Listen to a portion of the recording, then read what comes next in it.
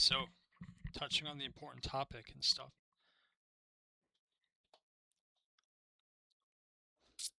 What can be like? I don't think I've personally encountered this, but the thing about this is that many guys often just feel like there's zeros and stuff. I'm not talking about like sexual market value type thing. I'm talking about like zeros in the criteria that women look at and stuff, which has some divergence with the criteria and the quality of a person and stuff.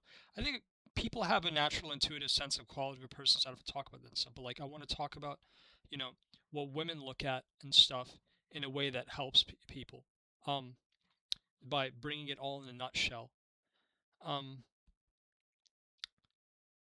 the thing about this is that many guys, for often feel like they are zeros, and so they have all the effectiveness of a zero, and they lose big, you know.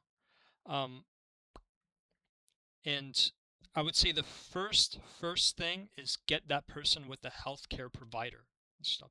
Make sure that the endocrine system, um, it, and the internal organs are functioning correctly and stuff. Uh, get a toxin panel, blood work and stuff. Blah blah blah. Is really and go through all the recommended screenings to gather all the information as possible to see what this person needs and stuff.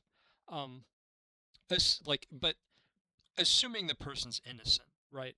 This type of this is a huge gift, reward to give to somebody and stuff. It's not to just be given away freely. Okay, not to be squandered. These are pearls not to be squandered on swine. Okay. Um, that's that's a necessary mechanism in a properly functioning society. Properly functioning societies do not reward unacceptable behavior and speech. Okay. Um, but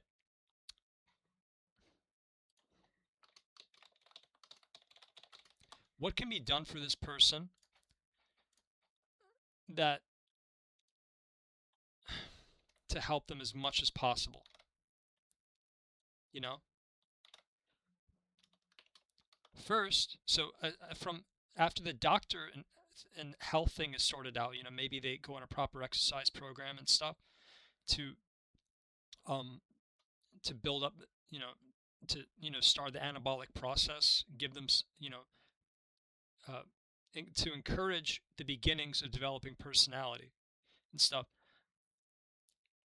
After that, the person has to understand that they're at a certain rung of competition and stuff.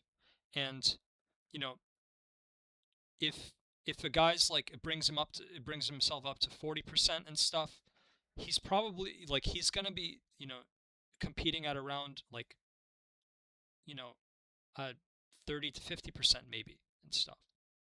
Because we have to consider moral restrictions and stuff with regards to maturity and IQ and stuff. Legally speaking, if a person has an IQ below 70, they lack the judgment to for sexual activity and stuff. And sexual activity is something that's very on the path there and stuff. A person who's medically incapacitated or intoxicated cannot consent to sexual activity and stuff. So it just doesn't it's just not the best result. And of course we have to, and that's the moral boundary we have to respect and stuff. Okay.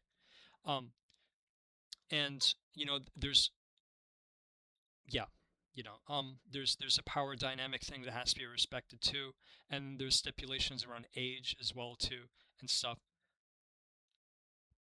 you know yeah, there's a person in their 20s or older has no business dating a person in their teens or younger and stuff. It's not just what the law says, but that's morality. Okay. And they, you know, and if you're at about 20 and stuff, you don't go too far below. I think there's like a 2-year rule or something, and then there's like some mechanic of like biological maturity, psychological maturity as well, and stuff. There's multiple factors that would gauge a person's age and stuff. They're like intellectually, like or in terms of emotional maturity and some of their physical maturity. Okay, and of course a chronological maturity. Okay.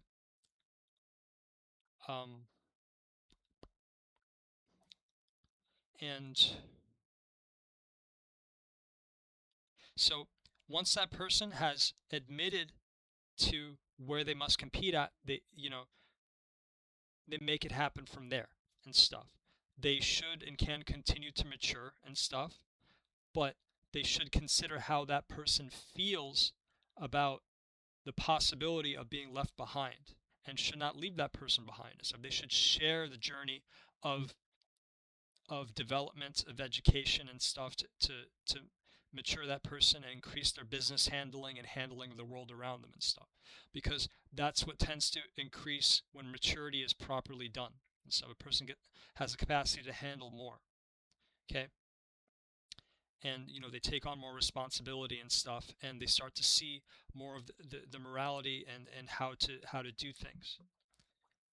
So now, but what do women look at? Just bringing it to dating, back to dating and stuff. Well,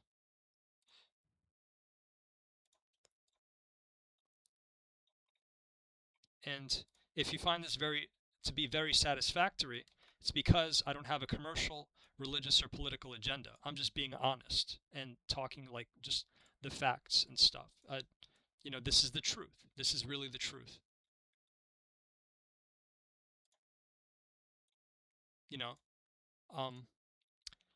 And in no order of importance, women look at your intelligence, including your thinking skills.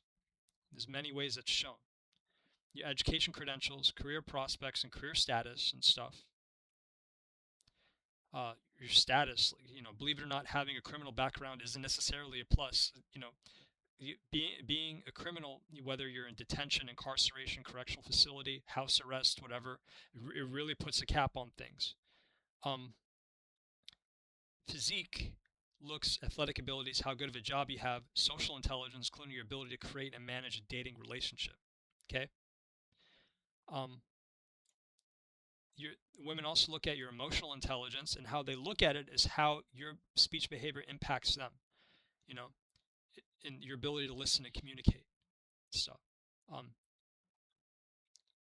Especially in the way that a man ought to. Okay.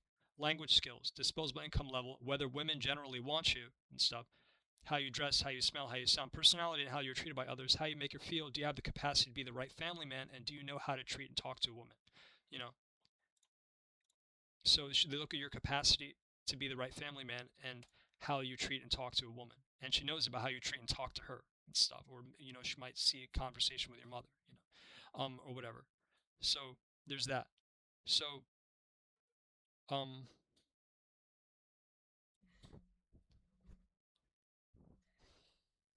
it's really annoying. That's an annoying noise. So bringing it back to the question, what do you do for a guy that's a 0 in all these categories and stuff? It's a long process, and there's probably going to be a lot of health and medical intervention and stuff. And for people who are nowhere near a 0 but want to improve, they're probably going to need a medical intervention too. They might need to change some habits, and go through some different conditioning or training or something, because life will demand every goddamn thing out of you. It will. It can and it will. And if it hasn't, it's probably because you made life so easy because you got so strong. So there's that. Or you're just very lucky, maybe, you're born to rich parents or something. Most of us are not born to rich parents. Hence why we need this science and reason, this law, philosophy-based perspective and stuff. Rather than the commercial or political, religious perspectives and stuff. Those perspectives, people get carried away with that too much. They just want something to buy and enjoy, pretty much. But yeah.